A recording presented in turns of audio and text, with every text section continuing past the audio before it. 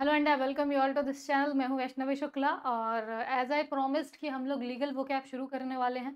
ठीक है, तो लीगल वोकैब का आज लेक्चर नंबर 1 है और ये मैं आपको रिकॉर्डेड फॉर्म में प्रोवाइड करवा रही हूँ। अगर ये लेक्चर आपको पसंद आता है और मुझे इसमें आपका अच्छा रिस्पॉन्स दिखता है तो फिर इसके बाद हम इसके और पार्ट्स भी लेकर के आएंगे और प्रॉपर लीगल वोकैब मैं आपको समझाऊंगी जो आपको जो है आपके हर एक प्रीलिम्स में तो आपके वो काम आनी ही आनी है, मेंस में बहुत ज़्यादा काम आने वाली है। यानी आप चाहे ट्रांसलेशन करें, चाहे आप जो है एसे राइटिंग करें, चाहे आप प्रेसी राइटिंग करें, हर जगह ये आपके काम आने वाली है। ठीक है, और मैं आपको ऐसा नहीं करने वाली हूँ कि इंग्लिश में कोई वर्ड लाऊं और आपको समझा दूं, क्योंकि देखिए आपको आपके एग्जाम के अंदर जब ट्रांसलेशन में जाना होता है, जब आपको ट्रांसलेशन करना होता है, तो आपको एकदम एग्जैक्ट वर्ड पता होना चाहिए। किसी भी इंग्लिश वर्ड का एग्जैक्ट लीगल टर्मिनोलॉजी में जो मतलब होता है हिंदी में, वो आपको पता होना चाहिए, क्योंकि आपको from Hindi Hindi to English and vice and versa आपको ट्रांसलेट करना होता है। तो इंग्लिश के वर्ड्स को समझने से आई मीन समझना तो इम्पोर्टेंट है ही, उसके साथ साथ आपके लिए इम्पोर्टेंट ये भी बन जाता है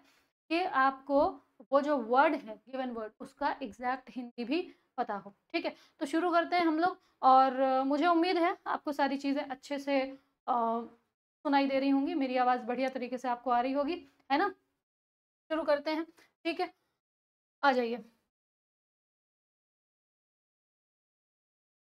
देखिए, अगर मैं पहली वोकैब की बात करूँ, तो आपने वर्ड सुना होगा एक अबेट। अब देखिएगा, एक होता है अबेट, ABATE, और एक होता है अबेट।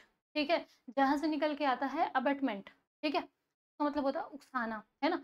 तो अब हम लोग वन बाय वन, अब देखिए मैं A to Z वोकैब आपको बताने वाली हूँ। यानी ए, अब देखिए क्या है, वोकैब को अरेंज करना एक बड़ा इंपॉर्टेंट काम होता है ना। ऐसे रैंडम कहीं से भी उठा के बताऊंगी ना, तो ना तो सीक्वेंस बनेगा और ना ही कभी उसको अच्छे से आप तैयार कर पाएंगे वोकैब को, और ना ही आप डिफरेंस समझ पाएंगे। जब सेम स्पेलिंग की, तो उसमें हल्का सा कोई वोवल का चेंज हो या कोई कॉन्सोनेंट का चेंज हो, तो ऐसी अगर वोकैब्स आएंगी ना, तो फिर आप जो है प्रॉपर ना तो अच्छे से याद कर पाएंगे, ना ही आप उनको जब एक साथ आएंगी तो उनका डिफरेंस समझ पाएंगे। ठीक है, तो मैं ए से जेड तक की आपको बेहतरीन वोकैब करवाने वाली हूँ। आज लेक्चर नंबर 1 है। अगर आपको पसंद आता है तो बस थोड़ा सा लाइक वाइक करना है और कमेंट्स में बता भी देना है। ठीक है, आ जाइए शुरू करते हैं। पहला वर्ड है हमारा अबेट। देखिए, अबेट का मतलब होता है किसी भी चीज़ में या तो कम कोई कमी, है ना। किसी भी चीज़ में, जैसे मान लीजिए कि जो टैक्स है ना, उसमें कुछ कमी हो जाए। ठीक है, तो वहाँ पर हम लोग जो है अबेट शब्द यूज़ कर सकते हैं, ABAT, अबेट। अबेट का मतलब होता है किसी चीज़ को कम करना या फिर किसी चीज़ को एकदम से ख़त्म कर देना। दोनों ही केसेस में आप जो है अबेट शब्द का यूज़ कर सकते हैं, है ना। अगर मैं इंग्लिश में कहूँ तो put an end to, put an end to का मतलब भी क्या होता है, पुट एन एंड का मतलब किसी चीज को खत्म कर देना। ठीक है, तो किसी चीज को कम करना या खत्म कर देना। अब किस तरीके का हिंदी का वर्ड इसके लिए पूछा जाता है, तो देखिए इसको हिंदी में अगर लीगल टर्मिनोलॉजी में कहूँ तो इसको कहा जाता है उपशमन करना, समाप्त करना या कम करना। देखिए ये कम करना तो हमारा जनरल टर्मिनोलॉजी है, लेकिन उपशमन करना आपको याद रखना है, क्योंकि आपको पता है कि जनरल टर्मिनोलॉजी होगी तो वो तो नाइजीरिया का बच्चा भी ट्रांसलेट कर लेगा।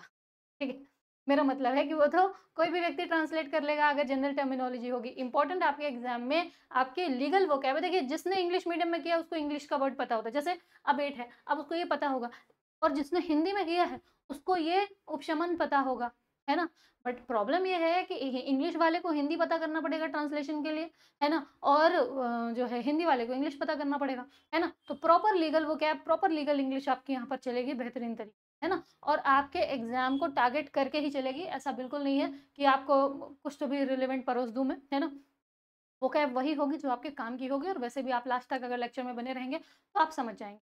ठीक है, बहुत ढूंढ करके चुन चुन करके मैं आपके लिए वो कैब्स लाई हूँ। ठीक है, आ जाइए नेक्स्ट देखते हैं। नेक्स्ट है अबेंडन। अबेंडन का मतलब देखिए, वैसे तो हिंदी में हम लोग अगर नॉर्मली कहें तो इसका मतलब होता है कि किसी चीज को, किसी व्यक्ति को छोड़ करके चले जाना, है ना। किसी चीज को, किसी व्यक्ति को छोड़ करके चले जाना, इसी को हम लोग जो है डिजर्ट भी कहते हैं। ठीक है, डिजर्ट, वो डिजर्ट, देखो डिजर्ट 3 हो जाते हैं फिर। एक होता है डिजर्ट जिसको हम कहते हैं मरुस्थल, ठीक है, रेगिस्तान। एक होता है डिजर्ट खाने वाला, और एक होता है डिजर्ट मतलब त्याग देना, ठीक है, छोड़ देना। जैसे मैंने कहा कि राम डिजर्टेड हिज बिलीफ्स, तो मतलब राम ने जो है वो अपना उसके बिलीफ्स का मतलब कहीं ना कहीं धर्म से जोड़ करके होता है, तो उसने अपना जो है धर्म त्याग दिया। ठीक है, तो डिजर्ट का मतलब त्यागना भी होता है, तो ये उसी का सिनोनिम है ये। अबेंडन का मतलब होता है गिव अप करना। गिव अप करना मतलब छोड़ देना। तो अब किसी चीज छोड़ दिया हो, और या मान लीजिए मैंने किसी पर्सन पर गिव अप कर दिया, तो मतलब क्या, मैंने उसको छोड़ दिया, उसको त्याग दिया। ठीक है, तो अबेंडन का मतलब क्या होता है, टू गिव अप यानी छोड़ देना, और इसको हम लोग हिंदी में कहते हैं परित्याग करना या फिर परित्यक्त। ठीक है, अब देखिए, अगर मैं कहूँ छोड़ देना, अबेंडन का मतलब छोड़ देना, तो ये लगभग सबको पता है। जो भी ठीक-ठीक तैयारी कर रहा है, जो भी ठीक-ठीक इंग्लिश पढ़ रहा है, वो भले ही लीगल बैकग्राउंड से ना हो, उसको इस वर्ड का मतलब पता होगा। लेकिन उसके लिए टफ क्या होगा पता है? उसके लिए टफ होगा इस वर्ड को याद रखना, ठीक है? उसके लिए टफ होगा इस वर्ड को याद, इंग्लिश के साथ-साथ आपको हिंदी का सटीक वर्ड भी पता होना चाहिए, तभी आप ट्रांसलेशन कर पाएँगे। अगर आपको मेरी बात थोड़ा-सा कम समझ आ रही हो, तो प्रीवियस ईयर पेपर्स उठाइएगा, और जैसे मध्य प्रदेश में ट्रांसलेशन आता है, तो आप एमपी का ट्रांसलेशन का पेपर उठाइएगा और देखिएगा कि कैसे वर्ड्स हैं। आपको, अगर आप हिंदी मीडियम के स्टूडेंट हैं, तो आपको हिंदी ही आधी से ज़्यादा समझ में नहीं आएगी। सुनो, इंग्लिश तो बाद में करोगे आप उसका, ठीक है? क्योंकि हम लोग क्या है, आदी होते हैं जनरल लैंग्वेज में पढ़ने के। हम लोग, जैसे अब हम, जैसे मैं भी इवन जब जनरल कॉम्पिटिशन के लिए पढ़ाती हूँ, तो अबेंडन का मतलब मैं परित्याग, परित्यक्त ये सब नहीं बताती। मैं ये बताती हूँ अबेंडन मतलब छोड़ देना। कोई भाई साहब आपको छोड़ कर के चला गया, उसने अब वो आपके साथ आना नहीं चाहता, तो भाई साहब उसने आपको अबेंडन कर दिया, सीधी बात। ठीक है? लेकिन आपके एग्ज़ाम में छोड़कर चला गया, दूर चला गया, ये नहीं आता। ठीक है? आपके एग्ज़ाम में क्लिष्ट वर्ड्स ही पूछे जाते हैं। ठीक है? आगे आ जाइए। आगे है अबैक्टर, और याद रखेंगे ये ऐसी वोकैब हैं जो सिर्फ़ और सिर्फ़, देखिए, हर एक सब्जेक्ट का अपना एक डिक्शनरी होता है ना? हर एक सब्जेक्ट का अपना एक डिक्शनरी होता है, और ऐसे वर्ड्स होते हैं जो कि पर्टिकुलर सब्जेक्ट के लिए ही यूज़ किए जाते हैं। ठीक है? उसी पर्टिकुलर सब्जेक्ट के लिए यूज़ किए, जैसे मान लीजिए मैंने कहा अमलगमेशन। अमलगमेशन देखो, ये केमिस्ट्री का वर्ड है। आप इसको जनरल टर्म में यूज़ कर लो, भले ही कि हाँ, हाँ, 2 कंपनीज़ अमलगमेट हो गई, बट वो अमलगमेट नहीं होती हैं, वो एक्चुअली मर्ज होती हैं। क्योंकि अमलगमेट जो शब्द है वो है ही आपका जो है साइंस के लिए, है ना? ठीक है? तो सिमिलरली आपका जो एग्ज़ाम है, इसके लिए या आपका जो है सब्जेक्ट होता है ना? या मैं अगर पूरे जो है जुडिशरी की बात करूँ, या मैं एक तरीके से लीगल टर्म्स की बात करूँ, तो वो लीगल टर्म्स जो है ना, वो जनरल यूज़ में यूँ भी बहुत कम यूज़ किए जाते हैं, है ना? जनरल वर्ड्स का रिप्लेसमेंट है ना? जैसे मैंने मान लीजिए कोई भी शब्द कहा लीगल, ठीक है? तो जनरल जो है इंग्लिश में उसका रिप्लेसमेंट है ना? तो ये जो भी मैं आपको वोकैब बता रही हूँ, जो भी वर्ड्स बता रही हूँ, सब के सब कैसे हैं? सब के सब सिर्फ़ और सिर्फ़ लीगल टर्मिनोलॉजी के लिए यूज़ होते हैं, जनरल इंग्लिश में यूज़ नहीं होते हैं, पहली बात। अच्छा, अब आप कहोगे मैडम जी इतनी सारी बातें आपने बता दी, वर्ड्स तो कम बताए, तो ये पहली क्लास है यार, ठीक है? थोड़ा गाइड करना पड़ेगा। हो सकता है कि आपका पहला, दूसरा, तीसरा अटेम्प्ट होगा, हो सकता है आपको तैयारी करते हुए बहुत समय हो चुका होगा, लेकिन जो बच्चा अभी हाल ही में ताज़ा-ताज़ा एलएलबी करना शुरू किया है, ये सपना लिए कि मुझे सिविल जज बनना है, उसको इस बात का आइडिया नहीं, सॉरी उसके लिए। अब बने रहें और लास्ट तक देखें। अबैक्टर का मतलब क्या होता है? अबैक्टर का मतलब होता है कोई ऐसा व्यक्ति या ऐसा पर्सन जिसने क्या किया हो, पशु चोर लिया हो, है ना? तो हम थीफ ऑफ एनिमल्स कहेंगे। जो पशुओं की चोरी करता हो, है ना? अ पर्सन हू, क्या कहेंगे इसको हम? A person who snatches. और मैंने एक बच्चे से पूछा, मैं कहा इसको क्या बोलेंगे बच्चे? तो कहता है पर्सन हू, स्नैच करने का मतलब छीनना होता है ना? स्नैच करने का मतलब क्या होता है? छीनना। आप यहाँ पर लूट वर्ड यूज़, ठीक है? ठीक है, आप यहाँ पर लूट वर्ड यूज़ कर सकते हो। तो ख़ैर अबैक्टर का मतलब क्या होता है? Thief of animals.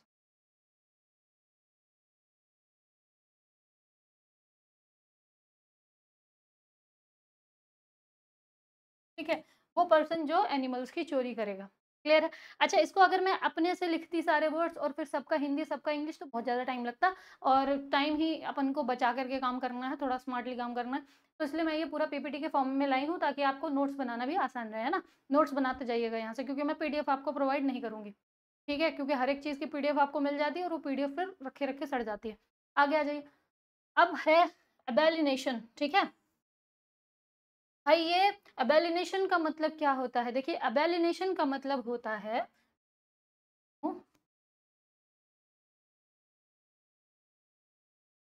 Transfer of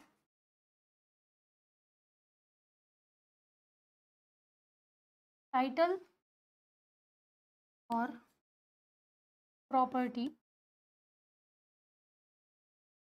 transfer of title और property from from one person to another, ठीक है। इसका मतलब क्या होता है? इसका मतलब होता है अबेलिनेशन का मतलब होता है ट्रांसफर ऑफ टाइटल और property from one person to another, यानी एक व्यक्ति से किसी दूसरे व्यक्ति तक जब कोई कोई लैंड, कोई कोई भी प्रॉपर्टी, कोई बिल्डिंग, कुछ भी हो, ठीक है, प्रॉपर्टी के अंदर ये सारी चीज़ें आ जाती हैं, तो कोई भी प्रॉपर्टी या कोई टाइटल, ठीक है, जब कोई भी प्रॉपर्टी प्रॉपर्टी या कोई, अच्छा टाइटल का मतलब क्या हुआ? टाइटल का मतलब यहाँ पर वो टाइटल नहीं हुआ जो टॉपिक्स का टाइटल होता है। टाइटल का मतलब यहाँ पर किसी का मालिकाना हक या ओनरशिप जिसको हम कहते हैं। टाइटल की जगह ओनरशिप आप लिख देंगे, ज़्यादा बेहतर होगा। ठीक है, तो अबेलिनेशन का मतलब होता है जब किसी भी किसी चीज़ की ओनरशिप को किसी एक पर्सन से दूसरे पर्सन तक ट्रांसफ़र किया जाता है, उसको हम अबेलिनेशन कहते हैं लीगल टर्म्स में, और इसको हिंदी में हम कहते हैं अन्य संक्रामण करना, ठीक है, अन्य संक्रामण। अब देखिए, ये ट्रांसफर वर्ड बड़ा इजीली याद हो जाएगा, लेकिन ये अन्य संक्रामण करना थोड़ा सा टफ होता है याद, आई मीन ये टर्म याद करना थोड़ा टफ होगा। और जब देखिए हिंदी से इंग्लिश ट्रांसलेट करेंगे तो आपको ऐसे ही वर्ड्स देखने के लिए मिलेंगे। अगर आप मतलब थोड़ा ठीक ठीक पढ़ते हैं तो प्रीवियस ईयर्स आपने एनालाइज किए होंगे और आप समझ पा रहे होंगे ये सारे वर्ड्स आपको देखने के लिए मिलते हैं, ठीक है। Moving to the next vocab. चलिए, यहाँ तक आपको सब कुछ क्लियर है? यस और नो? हाँ, कमेंट सेक्शन में बता सकते हो आप, कोई दिक्कत नहीं है ना? भले ही ये रिकॉर्डेड सेशन है, बट कमेंट सेक्शन में बता सकते हैं। आगे आ जाइए। अब आगे है हमारा अबैंडनमेंट। अबैंडनमेंट का मतलब क्या है? देखिए, निकला कहाँ से है ये? अबैंडन से निकला है। ये कहाँ से निकला है? अबैंडन से निकला है, ठीक है। तो अबैंडनमेंट का मतलब होता है द एक्शन ऑफ अबैंडनिंग, ठीक है, द एक्शन ऑफ अबैंडनिंग। क्या हुआ कि भाई देखो, अबैंडन का मतलब होता है त्याग देना, किसी को छोड़ देना, डिनाउंस कर देना, ठीक है, डिजर्ट कर देना। और अबैंडनमेंट का मतलब है किसी को छोड़ने का प्रक्रिया, ठीक है, या किसी को छोड़ने का जो कृत्य है, जो कार्य है, वो हमारा कहलाता है क्या? अबैंडनमेंट। यानी दोनों सेम है, इसको भी हम परित्याग ही कहते हैं, ठीक है। आगे आ जाइए। आगे कहता है अबेटमेंट। अबेटमेंट का मतलब क्या होता है भाई? देखिए, मैंने अबेट वर्ड आपको बताया है। अबेट का मतलब क्या होता था? अबेट का मतलब होता था किसी चीज़ को कम करना, है ना? या किसी चीज़ के अंत पर उसको लाना, है ना? किसी चीज़ को कम करना या किसी चीज़ को ख़त्म कर देना। ये देखिए, यहाँ पर पहला ही वर्ड है हमारा, ठीक है? किसी चीज़ को कम करना या ख़त्म कर देना, इसी को हमने उपशमन कहा। क्लियर है? अब अबेटमेंट का मतलब क्या होगा? तो ये उसी का नाउन फॉर्म है। इसको हम कहेंगे द एक्शन ऑफ अबेटिंग, यानी कम करने का जो आपका तरीका है, कम करने का जो आपका जो प्रक्रिया है, दैट इज कॉल्ड आपका अबेटमेंट। और इसका मतलब होता है उपशमन या कम कर देना। उपशमन जरूर याद रखिएगा, कम, ठीक है। क्लियर बात है? जो नए बच्चे हैं उनको थोड़ा सा ज्यादा दिक्कत होती है ना किसी और बैग, अब जाहिर सी बात है कि आप वही 12वीं पास करके सीधा अभी तैयारी करना शुरू किए हो, तो आपको इन वोकैब्स में बहुत दिक्कत आती है। जो पहले से पढ़ रहे हैं वो तो चलिए ठीक है ना? आप में से जो पुराने बच्चे हैं, आपको तो काफ़ी सारी चीज़ें यहाँ पर ऑलरेडी पता होंगी। आगे आ जाइए। कहते हैं एब्डिकेट। एब्डिकेट का मतलब क्या होता है भाई? एब्डिकेट का मतलब होता है किसी भी पोस्ट को, किसी भी पद को छोड़ देना, ठीक है? किसी भी पद को, किसी भी पोस्ट को छोड़ देना। रेनाउंस अ थ्रोन या रेनाउंस अ पोस्ट, या फिर टू लीव अ पोस्ट, है ना? तो रिनाउंस करने का मतलब क्या होता है बेटा जी? रिनाउंस करने का मतलब क्या होता है? देखिए, रिनाउंस का मतलब है, हाँ ठीक है, लेकिन याद रखेंगे कि रिनाउंस शब्द जो है वो लीगल टर्म्स में नहीं, ठीक है, बहुत ज़्यादा नहीं यूज़ किया जाता है। एब्डिकेट वर्ड ही यूज़ है, जनरल इंग्लिश का वर्ड है रिनाउंस, है ना? रिनाउंस मतलब छोड़ देना, त्याग देना, है ना? क्लियर बात है? इसी को हम क्या कहते हैं? एब्डिकेट का मतलब क्या होता है? पद त्याग कर, ठीक है। हिंदी में क्या कहेंगे इसको? पद त्याग कहेंगे, है ना? किसी पोस्ट को छोड़ देता है जब कोई, रिजाइन मार दिया, तो क्या कहलाएगा वो उसका? उसको इस एक्ट को हम कहेंगे कि भई उसने जो है एब्डिकेट किया है ना? और इस मतलब इस काम को हम कहेंगे एब्डिकेट करना, और इस एक्ट को हम क्या कहेंगे? एब्डिकेशन, है ना? तो आगे हो सकता है आपको एब्डिकेशन भी मिले। अबडक्शन, अबडक्ट करना। तो देखिए, अब हम जो नॉर्मल जनरल इंग्लिश है, उसमें आपने इसके लिए किडनैपिंग वर्ड पढ़ा होगा। क्या पढ़ा होगा? किडनैपिंग, है ना? किडनैप कर लिया गया किसी को, है ना? किसी का अपहरण कर लिया गया। तो जनरल इंग्लिश के अंदर आप किडनैप करना कहते हैं, लेकिन जब लीगल इंग्लिश की बात होती है तो यहाँ पर अबडक्ट वर्ड यूज, क्या यूज किया जाता है? अबडक्ट वर्ड यूज किया जाता है। याद रखेंगे, ABDUCT अबडक्ट, और इसी का हमने नाउन फॉर्म बना दिया है अबडक्शन। द एक्ट ऑफ अबडक्टिंग, है ना, अपहरण करने का जो काम है ना वो उसको हम कहते हैं क्या, अबडक्शन। ठीक है, तो किडनैपिंग नहीं बल्कि अबडक्शन कहेंगे आप आज से। आगे आ जाइए, अबेट। अब ये आ गया कि जिसमें आपको कंफ्यूजन होता है, ठीक है। यहाँ पर देखिए, एक आपके पास था ABATE अबेट, है ना, और अब आपके पास एक है ABE अबेट, ठीक है। अबेट था, ये अबेट है, ठीक है। अबेट करने का मतलब क्या होता है, किसी को उकसाना, किसी भी क्राइम के लिए, किसी को किसी क्राइम के लिए उकसाना, उसको किसी तरीके से प्रेरित करना, इंडक्ट करना इज कॉल्ड अबेट करना, ठीक है। तो इसको हम और क्या कह सकते हैं, इसको हम कहते हैं प्रेरण करना, ठीक है, दुष्प्रेरण करना, यानी और एक चीज और समझिएगा, टू इंस्टिगेट और encourage the commission of a crime, ये जो हमने अभी आपको बताया। अब एक चीज और समझना है, ये जो बात लिखी हुई है अपराध में सहायक होना। अब एक बात बताइए, अगर कोई व्यक्ति, आपसे बेहतर कौन बता पाएगा, ये लॉ पढ़ रहे हो भाई, हैं, और न्यायमूर्ति बनने वाले हैं आप तो, ठीक है।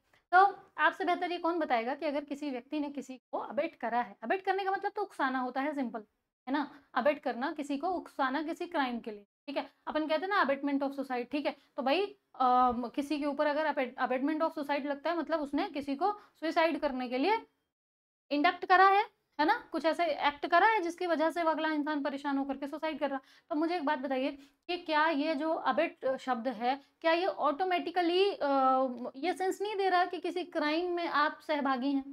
दे रहा है ना। अगर आप किसी को जो है अबेट कर रहे हैं, उकसा रहे हैं क्राइम के लिए, तो आप भी क्राइम के भागीदार हैं। तो कई बार यहाँ पर ये दुष्प्रेषण करना ना लिख करके अपराध में सहायक होना अगर लिखा हुआ, तो वहां पर भी आप अबेट शब्द ही यूज करेंगे, है ना, अबेट शब्द ही आप यूज करेंगे, ठीक है। क्लियर बात है यहाँ तक? देखिए, नोट्स बनाते जाइएगा, लिखते जाइएगा, है ना। ये मैं आपको बहुत सारी वोकैब बताने वाली, है ना। मैं लगभग आपको 900 से 1000 तक, है ना, 900 से 1000 तक वोकैब मैं आपको बताने वाली हूँ, ठीक है। इतनी वोकैब तो आपको मिनिमम लीगल वोकैब याद करनी ही पड़ेगी, और इसके बाद में आपको लगभग 600 से 700, है ना, लगभग 600 से 700 वन वर्ड्स बताने।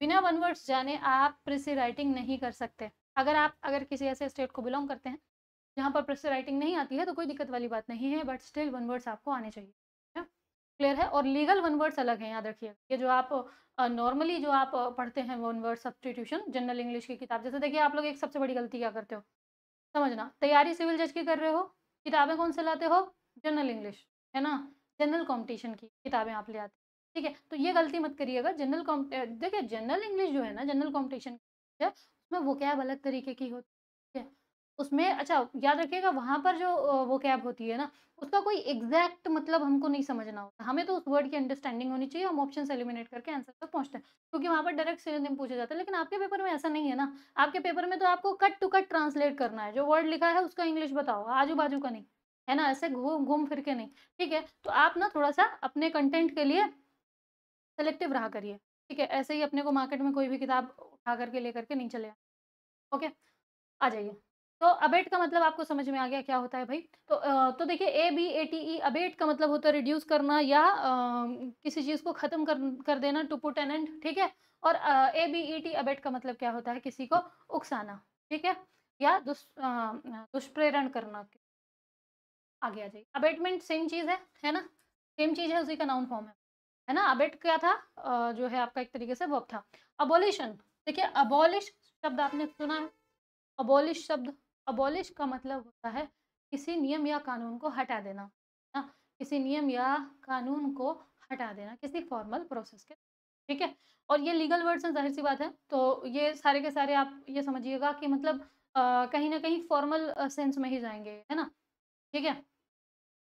अब जैसे हटाने का मतलब तो रिमूव करना होता है जनरल इंग्लिश में, हमें कोई चीज़ हटानी है, हम रिमूव कह देंगे कि यार इसको रिमूव कर दो, हम वहाँ पर अबॉलिश कर दो नहीं, तो नियम या कानून के लिए ही यूज़ होता है, ठीक है। क्लियर है, एक फॉर्मल वर्ड है, इसका मतलब होता है to do away with, to do away with का मतलब भी यही हुआ, हटा देना। और इसको हिंदी में क्या कहते हैं, इसको हम कहते हैं बंद करना, बंद करना या उत्साह देना, ठीक है? उन्मूलन करना, समापन करना या उत्साधन करना। हिंदी के वही वर्ड्स लेकर के आई हूँ जो बहुत ज़्यादा रिपीट होते हैं आपके ट्रांसलेशन के पेपर में, ठीक है? अदरवाइज़ तो देखिए आपको पता है कि एक वर्ड के ना जाने कितने सिनोनिम मिल जाएँगे, है ना? तो मैंने कोशिश की है कि मैं वही वर्ड्स लेकर के आऊँ जो आपके पेपर में बार-बार, बार-बार ट्रांसलेशन, ठीक है? आगे आ जाइए। अब्रिजमेंट, देखिए अब्रिज करने का मतलब क्या? अब्रिज, अब्रिज करने का मतलब होता है किसी को छोटा करना, काट-छाँट, ठीक है? जैसे हम लोग कहते हैं समरी, कहते हैं ना समराइज़ कर दो, मतलब उसको भी तो छोटा कर रहे हो, काट-छाँट कर, कहते हैं प्रोसी, ठीक है? प्रोसी राइटिंग आपकी आती है ना? अरे ये पैराग्राफ है, इसकी आपको प्रेसी राइटिंग करना है। मतलब क्या करना कि भई पैराग्राफ है, उसको 1/3 में आपको कट करना है, 1/3 या फिर जो भी आपको वर्ड लिमिट दी रहे उसमें, ठीक है? तो मतलब क्या हुआ इसका मतलब कम करना, छोटा करना, कंसाइज़ करना, ठीक है? तो अगर मैं अब्रिज के लिए और एक लीगल वर्ड की बात करूँ तो रिपील यूज़ किया जाता है है ना? रिपील वर्ड भी यूज़ किया जाता है। एक और वर्ड होता है कर्टेल, लेकिन कर्टेल जनरल इंग्लिश का वर्ड होता है, इसलिए आप जो है यहाँ पर ना भी याद करेंगे तो चलेगा। कर्टेल का मतलब ये होता है छोटा करना, शॉर्ट करना, ठीक है? एक और वर्ड होता है, चलो छोड़ो, अब वो तो जनरल इंग्लिश के वर्ड्स हैं तो उस पर हमको ध्यान नहीं देना है ना? कौन-सा अपने को यहाँ पर अंग्रेज बनना है, अपन को तो उतना सीखना है जितने से हमारा पेपर का काम हो जाए, हमारे इंटरव्यू का काम हो जाए और हम आगे अब जो भी काम हम करें, वहाँ पर भी हमारे लिए आसानी हो। ऐसा ना हो कि हम वहाँ पर लैंग्वेज को लेकर के स्ट्रगल करें, ठीक है? आगे आ जाइए। एब्रोगेट का मतलब क्या? तो हाँ, हाँ, हाँ, एक चीज़ मैंने गड़बड़ कर दी है ना, एक चीज़ गड़बड़, एब्रोगेट का मतलब होता है रिपीट ना, मैंने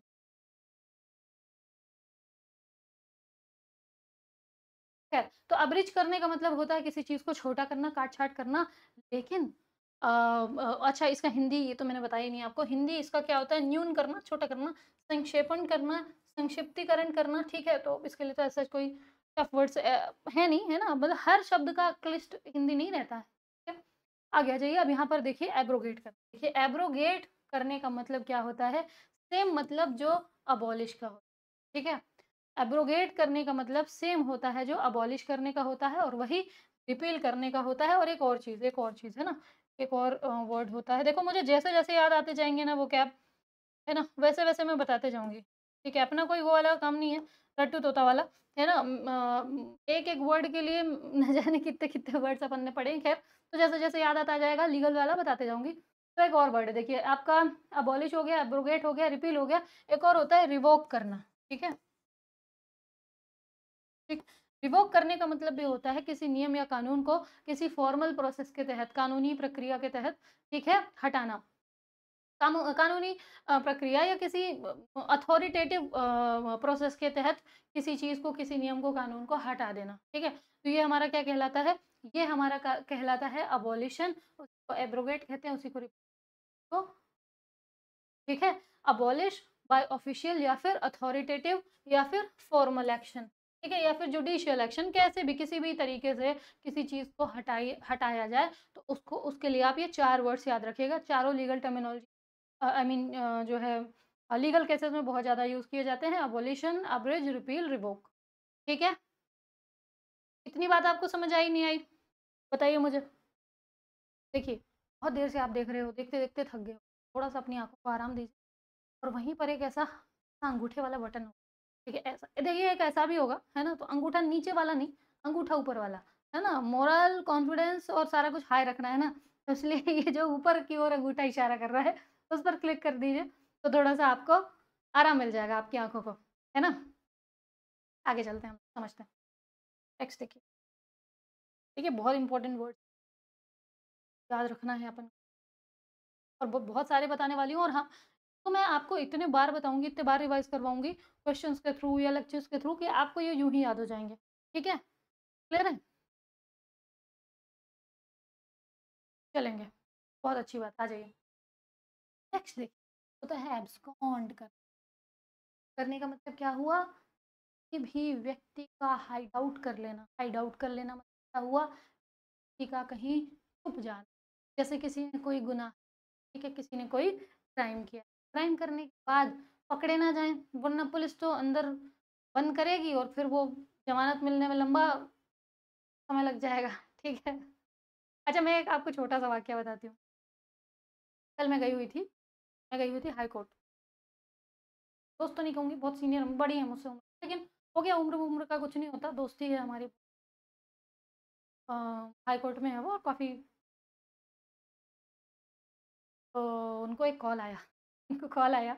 अब केस सुनना कैसा अटपटा था, मुझे हँसी इतनी आई, मैंने कहा यार बताओ कि बच्चे घर से तैयारी के लिए निकलते हैं और इन सब चीज़ों में, कि एक लड़की का कॉल आया कि उसका बॉयफ्रेंड, वो 2 साल से रिलेशनशिप में है, ठीक है? उसका बॉयफ्रेंड किसी तीसरी नई लड़की से मिला, 10 दिन पहले मिला और आज 10वां दिन है। आज जब उस 10वें दिन उस लड़की को पता चला कि ये जो लड़की है है ना? इसका 2 साल से रिलेशन, आई मीन ये जो जिस लड़के से वो मिली थी 10 दिन पहले लड़की, तो उसको पता चला कि भई इस लड़के का जो है, इस लड़की से जिसका कॉल आया था, 2 साल का रिलेशनशिप है, तो उसने नस काट ली, और नस काट ली और भर्ती हो गई। तो सुसाइड अटेम्प्ट हो गया, पुलिस केस बनेगा। अब वो लड़की के सिट्टी-पिट्टी को उसने कॉल करा कि मैडम ऐसा-ऐसा हो गया है। मैडम ने बोला देखो सबसे पहला काम क्या करो? देखो अब वकील हैं, तो उनका तो धर्म ही है यार, अपने जो भी मुवक्किल हैं उनका उनका बचाव करना। ख़ैर ये देखो, वायरल मत कर देना यार, आजकल रील्स कट जाती हैं, है ना? और फिर वो समन-वमन आ जाता है ना? अभी हाल ही में मैंने देखा भी कीर्ति सर का। ख़ैर उन्होंने उसको बोला कि एक काम करो, सबसे पहले तो एब्सकॉन्ड कर जाओ, कि अगर पुलिस ने पकड़ लिया, लंबे जाओगे, है ना? ज़मानत लेने में समस्या आएगी, तुम पर लग जाएगा पेटमेंट ऑफ सुसाइड, ठीक है? ख़ैर छोड़ते हैं ये सब बातें। आ जाइए लौट कर, तो ये जो मैं बता रही थी इससे मेरा मतलब क्या था कि जैसे किसी व्यक्ति ने कोई क्राइम किया, अब मैडम ने उनको क्या सजेस्ट किया कि भाई साहब जहाँ भी हो फरार हो लो ठीक है, दूर निकल लो, ठीक है। तो किसी क्राइम को करने के बाद जब कोई व्यक्ति हाइड आउट कर ले, कहीं छुप जाए या कहीं से भाग जाए, एब्सेंट हो जाए कहीं से, ठीक है, तो उस चीज़ को हम लोग कहते हैं एब्सकॉन्ड करना, to hide away specially to escape, ना अरेस्ट से, गिरफ्तारी से बचने के लिए जब कोई व्यक्ति है तो उसको क्या करना, एब्सकॉन्ड करना, और उसी को कहते हैं, है क्लियर बात है? आगे आ जाइए।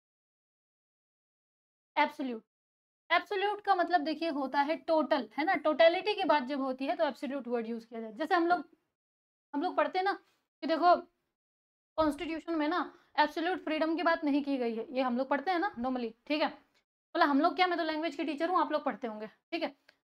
तो यहाँ पर हमने जब कहा कि भाई देखो एब्सोल्यूट फ्रीडम की बात नहीं की गई है हमारे कॉन्स्टिट्यूशन, हमारे जो फंडामेंटल राइट्स हैं उनके अंदर एब्सोल्यूट फ्रीडम की बात नहीं की गई। तो एब्सोल्यूट फ्रीडम से मेरा मतलब ये हुआ कि भाई ऐसा नहीं है कि हर तरीके से आज़ाद हो आप, है ना?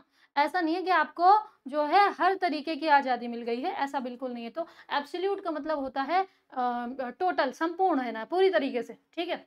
जैसे हमने कहा कि यार ये एब्सोल्यूट ट्रुथ है। एब्सोल्यूट ट्रुथ है का मतलब कि ये अकाट्य सच है, पूरी तरह से सच है, ये कभी झूठ नहीं हो सकता, ठीक है? क्लियर बात है? तो एब्सोल्यूट का मतलब क्या होता है? टोटल के सेंस में ये यूज़ किया जाता है, फ्री फ्रॉम एक्सटर्नल रिस्ट्रेंट और लिमिटेशन, यानी कोई ऐसी चीज़, अब कोई चीज़ एब्सोल्यूट है मतलब अब ना तो वो गलत है, ना उसमें कोई किसी एक्सटर्नल चीज़ का प्रभाव पड़ सकता है, ना उसका कोई एक तरीके से लिमिट है। लिमिट होना इन द सेंस, जैसे मैंने कहा ना कि भाई देखो एब्सोल्यूट फ्रीडम नहीं मिल सकती, यानी आपको लिमिटलेस आज़ादी नहीं मिल सकती, ठीक है? तो एब्सोल्यूट का मतलब ये होता है, और इसको हम लोग क्या कहते हैं? इसको हम लोग कहते हैं अत्यंतिक, यानी बहुत ज़्यादा अबाध, बिना बाधा के, ठीक है? अंतिम, है ना? पूर्ण या निरपेक्ष। अब देखो, अब ऐसे तो फिर एक लाइन से सिनोनिम भरे जाएँगे, है ना? हिंदी में तो बहुत ही ज़्यादा हैं, एक वर्ड के बहुत सारे सिनोनिम, ठीक है? तो हमको वो नहीं करना है, मैं बस उतने वर्ड्स आपके लिए लेकर के आई हूँ जो आपके लिए रिलेवेंट है, आपके पेपर में आते हैं बार-बार। क्लियर बात है? चलेंगे, बहुत बढ़िया। आगे आ जाइए। एब्सोल्यूट कांसेप्ट, ठीक है? अब एब्सोल्यूट से कु कुछ वर्ड्स हैं ये समझ लीजिए, बड़े इंपॉर्टेंट। एब्सोल्यूट कॉन्सेप्ट का मतलब क्या हुआ? किसी भी चीज़ का कंप्लीट आइडिया, है ना? कॉन्सेप्ट मतलब आइडिया, ठीक है? तो किसी चीज़ का complete idea, complete ideas of a class और ऑब्जेक्ट, किसी भी चीज़ के लिए जो पूरा का पूरा आइडिया, पूरे के पूरे मतलब हम उस पर्टिकुलर चीज़ के रेफरेंस की जब बात करेंगे तो there we will use absolute concept, ठीक है? जिसको हम निरपेक्ष संकल्पना या निरपेक्ष अवधारणा कहेंगे, है ना? कॉन्सेप्ट को हिंदी में वैसे भी अवधारणा कहते हैं, ठीक है? और एब्सोल्यूट का तो मैंने आपको बता ही दिया था, ठीक है? निरपेक्ष शब्द, आगे आ जाइए। एब्सोल्यूट ड्यूटी, ठीक है? एब्सोल्यूट ड्यूटी का मतलब क्या हुआ? जब हमने कहीं पर किसी व्यक्ति के लिए, किसी चीज़ के लिए जो है हमने एब्सोल्यूट ड्यूटी वर्ड यूज़ किया, तो इसका मतलब ये हुआ कि भाई साहब अब आपका अटमोस्ट काम जो है वो आपका है। ये जो हमने आपको ड्यूटी असाइन की है वो। वहाँ पर आपके कोई पर्सनल राइट्स नहीं है, वहाँ पर आपकी कोई पर्सनल लिबर्टी नहीं है। आप पर्सनल जैसे मान लीजिए मैंने कहा कि भाई साहब जो है ये जो काम है ना, जैसे मान लीजिए कोई व्यक्ति है जो गाड़ी चलाता है। कोई गाड़ी चलाता है ना, ड्राइवर है, तो उसको मैं क्या कह रही हूँ कि यार देखो, ऐसा है ना कि आपकी एब्सोल्यूट है, मुझे यहाँ से घर से स्टूडियो ले जाना या स्टूडियो से घर लाना आपकी एब्सोल्यूट रिस्पॉन्सिबिलिटी है। एब्सोल्यूट रिस्पॉन्सिबिलिटी हुआ कि भाई साहब मुझे घर से स्टूडियो ले जाने और स्टूडियो से घर ले आने के वक्त आपका अपना कुछ नहीं होगा कोई काम कि मैडम मैं वो बीड़ी पी के आ रहा हूँ, ठीक है। ये नहीं करोगे आप, है ना। आपका काम वहां पर सिर्फ और सिर्फ ये होगा कि भाई साहब आप मुझे छोड़ेंगे और आप मुझे लाएंगे, बस इतना ही आपका काम होगा, ठीक है। Absolute responsibility, absolute duty same है। A duty which has no corresponding right, है ना। आपका खुद का और कुछ अधिकार नहीं है, ठीक है। आपको जो काम असाइन हुआ है उसी पर आप अडिग रहेंगे या टिके रहेंगे, ठीक है। जैसे हम लोग कहते हैं ना कि भाई जस्टिस करना जजेस की एब्सोल्यूट ड्यूटी है ना, ये एब्सोल्यूट रिस्पॉन्सिबिलिटी है। मतलब कि अब उसमें जज का अपना कुछ जो है स्वार्थ नहीं हो सकता है, ठीक है। जज का एब्सोल्यूट ड्यूटी मतलब मुख्य मेन काम यही है कि आप जस्टिस करें किसी भी केस के साथ, ठीक है। ये बात समझ में आ गई। अब इसको हम लोग हिंदी में क्या कहते हैं? निरपेक्ष कर्तव्य, अत्यंतिक कर्तव्य, ठीक है। क्लियर है? आगे आ जाइए। Absolute good. एब्सोल्यूट गुड का मतलब क्या होता है? एब्सोल्यूट गुड, अब देखो कुछ बच्चे इसका हिंदी ट्रांसलेट करेंगे कि एब्सोल्यूट मतलब मैंने हमने बताया कल पूरी तरह निरपेक्ष एकदम, और गुड मतलब अच्छा, तो कोई चीज़ बहुत अच्छी हो। नहीं, आप अभी लीगल इंग्लिश पढ़ रहे हैं, लीगल वोकैब। तो लीगल वोकैब के अंदर मैं बोलूँ, अगर आई मीन लीगल टर्म्स में बात करूँ, तो एब्सोल्यूट गुड का मतलब क्या होता है? इसका मतलब होता है कि भाई साहब आपका जो काम है वो प्रॉपर एथिकल हो, है ना। अबाइडेड बाय लॉ हो, प्रॉपर एथिकल हो, तो उसको हम लोग कहेंगे एब्सोल्यूट गुड, ठीक है। हैविंग परफेक्टली एथिकल एंड्स, ठीक है। आप कोई भी जो काम हाँ वो पूरी तरीके से एथिकल है एब्सोल्यूट गुड का, ठीक है। इसको हम लोग क्या कहेंगे? तो उसको परम श्रेय या परम हित भी लिखा, हालांकि परम हित इतना कॉमनली नहीं पूछा जाता, परम श्रेय युद्ध याद रखेंगे। और इसका खैर आप जो है मीनिंग, वाइडर मीनिंग याद रखेंगे। एब्सोल्यूट गुड का मतलब होता है कि किसी तरीके से आई मीन पूरे तरीके से आप कोई एथिकल काम करें, लीगल काम करें, है ना, अबाइडेड बाय लॉ जो हो काम वही करें। आगे आ जाइए। Absolute right. एब्सोल्यूट राइट का मतलब क्या होता है भाई? आपका जो है संपूर्ण अधिकार जिसको आप कह दो। एब्सोल्यूट राइट देखो, एब्सोल्यूट जहाँ लगे लगा होगा वहाँ टोटलिटी दिखेगी। एब्सोल्यूट वर्ड जहाँ लगा होगा वहाँ टोटलिटी दिखेगी। तो अगर मैं राइट्स की बात करूँ, ठीक है, तो इसका मतलब जैसे मैंने कहा ये आपका जैसे जैसे क्या कह दूँ मैं भाई?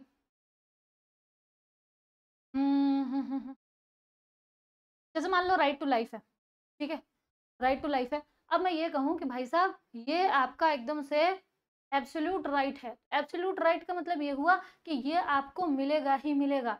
ये अधिकार आपका किसी भी समय में किसी भी केस में जो है इसका को हनन नहीं किया जा सकता है ना, इस अधिकार को आपसे छीना नहीं जा सकता है। ये आपका एब्सोल्यूट राइट है, मतलब ये आपको मिलेगा ही मिलेगा पक्के से, ठीक है। तो एब्सोल्यूट राइट का मतलब क्या होता है?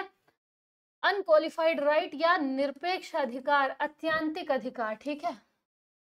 फिर है, आगे आ जाइए। एब्सटेन का मतलब, एब्सटेन का मतलब क्या?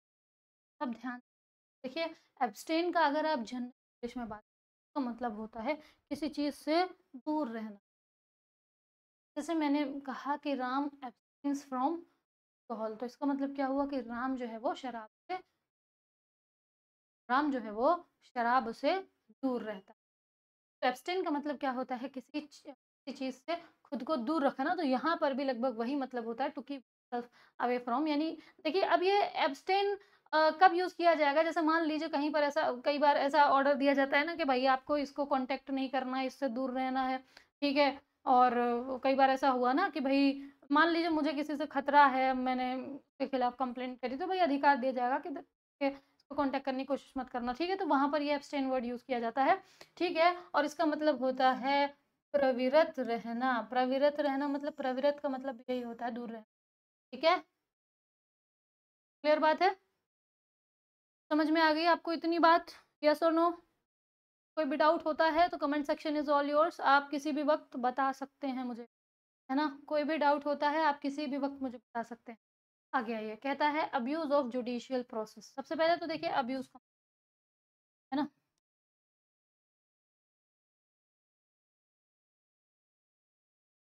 अब्यूज का मतलब क्या होता है, देखिए अब्यूज का अगर आप जनरल इंग्लिश में बात करें, अगर आप जनरल टर्म्स में बात करें तो अब्यूज का मतलब होता है गाली, गाली गलौज, ठीक है। ऑब्सीन वर्ड्स यूज करना किसी के लिए, ठीक है, उसको हम लोग क्या कहते हैं, अब्यूज कहते हैं। लेकिन याद रखेंगे अब्यूज का और भी एक मतलब होता है, और वो क्या होता है, इसका मतलब होता है मिसयूज, क्या ना, मिसयूज करना, ठीक है। तो अब मैंने यहाँ लिखा abuse of judicial process. Abuse of judicial process का हुआ कि जो जुडिशियल प्रोसीजर है ना, जो हमारा जुडिशियल वर्क है, अगर आप उसका मिसयूज करें, ठीक है, अगर आप उसका मिसयूज करें, है ना, गलत तरीके से उसका इस्तेमाल करें, जैसे हम लोग जैसे मान लीजिए कि पुलिस जो है वो अपनी पावर्स कहीं ऐसी जगह और इस्तेमाल कर रही है जो एक्चुअली उसको पावर है भी नहीं, ठीक है। अब जैसे ठेले वाले से आपको डायरेक्ट जो जेब में 500 की पत्ती ले लेते हैं वो क्या है, वो मिसयूज ऑफ पावर ही तो है ना। You are abusing your powers, ठीक है, आप अपनी पावर्स को अब्यूज कर रहे हैं, आप उनका मिसयूज कर रहे हैं, ठीक है। तो अब्यूज ऑफ जुडिशियल प्रोसेस का मतलब है न्यायिक प्रक्रिया का उपयोग करना, क्या क्लियर बात है। तो ये तो इजी वर्ड था, है ना। अब्यूज आपको याद रखना था, कई सारे लोगों को लगेगा ना कि अब्यूज ऑफ जुडिशियल प्रोसेस मतलब जुडिशियल प्रोसेस को गाली देना है इतनी किसी में हिम्मत जुडिशियल प्रोसेस को गाली दे लेने की, है दूसरे दिन नप जाएगा व्यक्ति। खैर आगे आ जाइए, नेक्स्ट देखिए, नेक्स्ट है एक्सेप्टेंस। ये तो हम समझता है कि एक्सेप्टेंस का मतलब होता है किसी चीज़ को एक्सेप्ट करना या स्वीकार करना, लेकिन याद रखेंगे हिंदी में अगर आप बात करें तो स्वीकृति वर्ड इसके लिए यूज़ किया जाता है, ठीक है, स्वीकृति वर्ड इसके लिए यूज़ किया जाता है जनरल हिंदी में। लेकिन अगर मैं लीगल हिंदी में बात करूँ, ठीक है, तो प्रतिग्रहण शब्द यूज़, क्या, प्रतिग्रहण शब्द यूज़ किया जाता है। प्रतिग्रहण का मतलब क्या होता है, एक्सेप्ट, क्लियर बात है। और मतलब इसका वही होता है, किसी चीज़ को स्वीकार कर लेना, इसका मतलब वही होता है। लेकिन इसके लिए हिंदी में वर्ड क्या पूछा जाता है, ट्रांसलेशन में क्या डाला जाता है, प्रतिग्रहण शब्द डाला जाता है। तो याद रखिएगा प्रतिग्रहण का मतलब होता है एक्सेप्ट, ठीक है। आगे आ जाइए, अकोमोडेशन की अगर मैं बात करूँ, है ना, अकोमोडेशन की अगर मैं बात करूँ तो देखिए ये जो है आपका ये आपके एडमिनिस्ट्रेटिव वोकैब के अंदर भी सेम चीज़। अच्छा एक चीज़ और याद रखिएगा, जो एडमिनिस्ट्रेटिव वोकैब है और जो लीगल वोकैब है वो लगभग सेम है। कुछ वर्ड्स हैं जो अलग हैं, जो जो सिर्फ़ और सिर्फ़ कोर्ट्स के लिए होते हैं या कोर्ट्स में यूज़ किए जाते हैं, है ना? और कुछ होते हैं जो सिर्फ़ एडमिनिस्ट्रेशन के लिए यूज़ किए जाते हैं। लेकिन अब लगभग मतलब आप 80 टू 90% मान के चलिए, लगभग सारे वर्ड्स सेम ही यूज़ किए, फॉर्मल इंग्लिश ही चलती है वहाँ पर भी। तो अकोमोडेशन भी एक फॉर्मल वर्ड है ना? इसका मतलब होता है रहने-खाने की सुविधा, है ना? जैसे अपन ने नॉर्मली कहा ना कि भाई कि सर जा रहे हैं तो इसका जो अकोमोडेशन है वो सरकार वहन करे। तो अकोमोडेशन सरकार वहन करेगी का मतलब क्या हुआ, ये कहाँ रहेंगे, क्या खाएँगे, किस क्या इनकी रुकने की व्यवस्था है, रहने की व्यवस्था है, ये सब सरकार देखेगी। तो अकोमोडेशन का मतलब क्या होता है, भैया रहने की व्यवस्था, और इसको हम लोग वास सुविधा कहते हैं। आपके ट्रांसलेशन में वास शब्द डाला जाता है, ठीक है, क्लियर बात है। आगे आ जाए, एक्रियू। एक्रियू का मतलब क्या होता है भाई, एक्रियू का मतलब क्या होता है बताइए। एक्रू का मतलब होता है किसी भी चीज़ का किसी भी चीज़ का ग्रोथ होना, ठीक है, किसी चीज़ की ग्रोथ होना, किसी चीज़ में बढ़ोतरी होना, है ना। To fall as a natural growth और इंक्रीमेंट। और ये जो ग्रोथ है ये किसी एक्सटर्नल इन्फ्लुएंस से नहीं हो, है ना, अपने आप। अच्छा देखिए अक्रिय का मतलब अगर जनरल इंग्लिश में मैं बोलूँ ना तो इसका मतलब होता है इकट्ठा करना, है ना। अक्रिय के लिए एक्यूमुलेट वर्ड भी यूज़ किया जाता है ना, इसी का जनरल इंग्लिश में इसी का सिनोनिम बनता है एक्यूमुलेट, जिसका मतलब होता है इकट्ठा करना। तो अक्रू का मतलब भी सेम ही होता है, इकट्ठा करना होता है जनरल इंग्लिश में। लेकिन अगर आप लीगल टर्म्स में बोलते हैं तो इसका मतलब होता है किसी चीज़ होना, नेचुरल इंक्रीज। ठीक है, अब जैसे मान लीजिए कि भई कोई डाइवोर्स का केस चल रहा है ना? और देखिए मुझे बहुत ज़्यादा नॉलेज नहीं है ना? मैं जो है लीगल बैकग्राउंड को बिलॉन्ग नहीं करती, लेकिन मैं लैंग्वेज बैकग्राउंड को बिलॉन्ग करती हूँ। ठीक है? और मैं आपके लिए कई सालों से जो है सिविल जज के लिए आपको इंग्लिश पढ़ा रही हूँ, है ना? स्पेसिफिकली पढ़ाती हूँ इसके लिए, है ना? तो मुझे आप बहुत ज़्यादा कानूनों का ज्ञान नहीं है, अगर मैं कभी कोई कोई बात गलत बोल दूँ तो माइंड मत करिएगा, लैंग्वेज की टीचर, है ना? मेरा दायरा वो नहीं है। बट मैं जस्ट आपको समझाने के लिए कह रही हूँ कि मान लीजिए कई बार ऐसा हुआ कि भाई सेपरेशन हुआ, तो जो आपका मेंटेनेंस चलता है ना? भत्ता जिसको कहते हैं, है ना? तो अब मेंटेनेंस मान लीजिए, अब जैसे हस्बैंड की सैलरी बढ़ रही है, बढ़ रही है, बढ़ रही है, तो 5 साल पहले जो मेंटेनेंस चल रहा था वाइफ के लिए, वही मेंटेनेंस थोड़ी रहेगा, उसमें भी तो बढ़ोतरी होती है और वो नेचुरल इंक्रीज़ होता है। वो एक नेचुरल इंक्रीज़, ठीक है? तो उसी की बात हो रही है। एक्यूमुलेट जनरल शब्द में अगर बोलूँ, एक्रू जनरल शब्द में बोलूँ तो उसका मतलब होता है कि इकट्ठा करना, किसी को एकत्रित करना, लेकिन इसका मतलब क्या होता है, किसी चीज़ का बढ़ना, ठीक है? तो जो है प्रोद्भूत होना, अब देखो कैसे कठिन, प्रोद्भूत, है ना? और मैं तो ऑन अ सीरियस नोट बोलूँ भाई, मेरे को भी भूल जाते हैं ये हिंदी वाले। इंग्लिश वाले तो एकदम मक्खन है, लेकिन हिंदी वाले दिक्कत देते हैं। तो अपन भी काफ़ी रिवीज़न करते हैं और आप भी रिवीज़न करिएगा, क्योंकि अगर आप नहीं करेंगे, मामला आपका हो जाएगा खराब, ठीक है? एकदम खराब मामला हो जाएगा आपका, है ना? आगे आ जाइए, नेक्स्ट देखिए, अक्यूज़, ठीक है? अक्यूज़ का मतलब होता है कि व्यक्ति पर किसी क्राइम का क्या करना, एलिगेशन आरोप लगाना। किसी व्यक्ति पर किसी क्राइम का क्या करना, एलिगेशन लगाना, आरोप लगाना। चार्ज विथ एन, है ना? तो चार्ज विथ, अब चार्ज विथ का मतलब क्या होता है? इसका मतलब भी आरोप ही होता है, ठीक है? क्लियर है? तो to charge with an offence यानी किसी पर किसी चीज़ का दोष लगाना। याद रखेंगे, दोष लगाना होता है इसका मतलब, है ना? अक्यूज़्ड और क्रिमिनल का फ़र्क तो ख़ैर आपसे बेहतर कौन जानेगा, लेकिन इंग्लिश में मैं बोल रही हूँ, इसका फ़र्क समझिएगा। जब कोई अक्यूज़्ड है मतलब उस पर दोष अभी लगाया गया है, दोष सिद्धि हुई नहीं है, ना? क्लियर बात है? तो अक्यूज़ का मतलब क्या होता है? A person who is in charged with some offence, या फिर to charge with an offence, दोनों ही चीज़ें आप बोल सकते हैं। इसको हिंदी में कहते हैं अभियोग लगाना या फिर दोषारोपण करना। ये जो दोषारोपण तो चलो जनरल टर्म है, अभियोग लगाना, ठीक है? क्लियर बात है? कितनी बातें क्लियर है आपको? चलिए, बहुत बढ़िया बात है। अब एक काम करते हैं, आज के लिए हमने आपको बहुत सारी वोकैब बता दी है। अब देखिए, बताने को तो और भी बहुत सारी बता दूँ, लेकिन आपको याद करना है ना? तो मुझे उम्मीद है कि ये जो मैंने आपको वर्ड्स बताए हैं, इनका कितना ज़्यादा ये यूज़फुल हैं आपके एग्ज़ाम के हिसाब से, ये कितने रिलेवेंट हैं, ये बात आपको समझ में आई होगी। और अगर आपको ये बात समझ में आई है, तो आपको करना क्या है, इस अ, वीडियो के नीचे कमेंट्स में बताना है कि हाँ मैम, दीज़ आर रिले देखिए, अगर आप पढ़ते हैं अच्छे से, है ना? तो आपको बहुत अच्छे से पता होगा कि ये सारी की सारी बहुत ज़्यादा रिलेवेंट वोकैब हैं, है ना? सब के सब आपके पेपर में ये बहुत ज़्यादा बड़ा रोल प्ले करने वाली हैं, ठीक है? पहली बात। दूसरी बात कि अगर आपको ये लेक्चर पसंद आता है, तो थोड़ा-सा अपने पढ़ने वाले दोस्तों तक शेयर-वेयर भी करिएगा, क्योंकि आपको दिख रहा होगा नन्हा-सा हमारा चैनल है, प्यारा-सा, और ये हमने आपके लिए ख़ास तौर पर बनाया है, ठीक है?